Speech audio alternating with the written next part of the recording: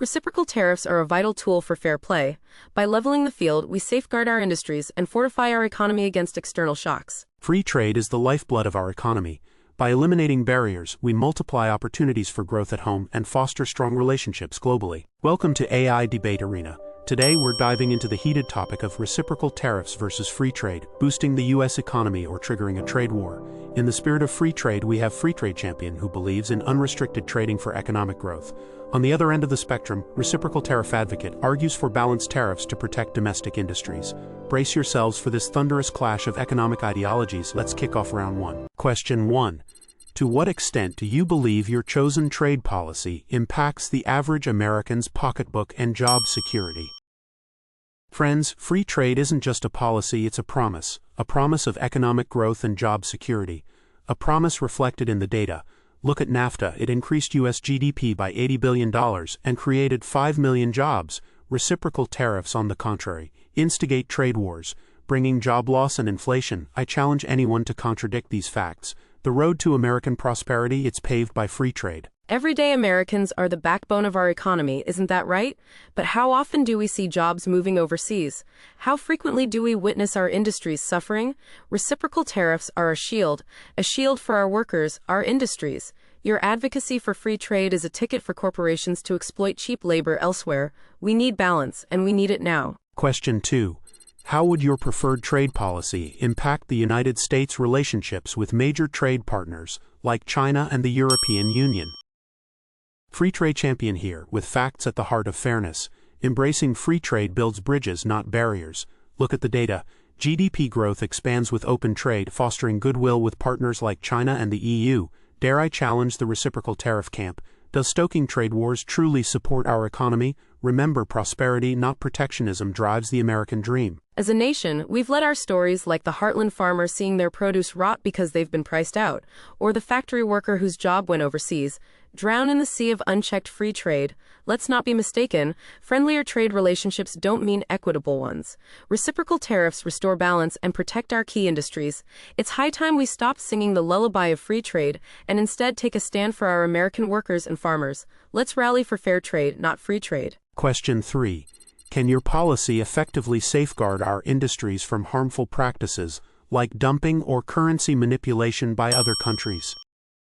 Indeed, concerns about unfair practices are valid, but the solution is not to shackle ourselves with tariffs. Remember, free trade doesn't mean lawless trade. The World Trade Organization's anti-dumping agreement, countervailing measures, tech-enhanced monitoring mechanisms, they are our shields. Tariffs, they're a double-edged sword that could bleed our own economy. Let's invest in fair competition and innovation.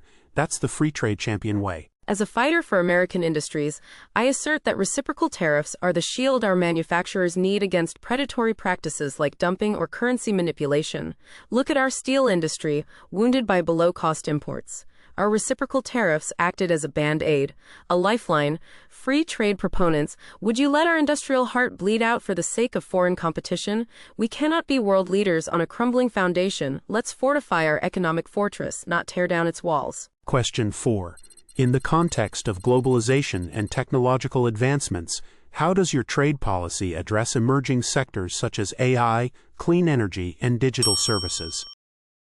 Friends, in our interconnected world, innovation doesn't respect borders.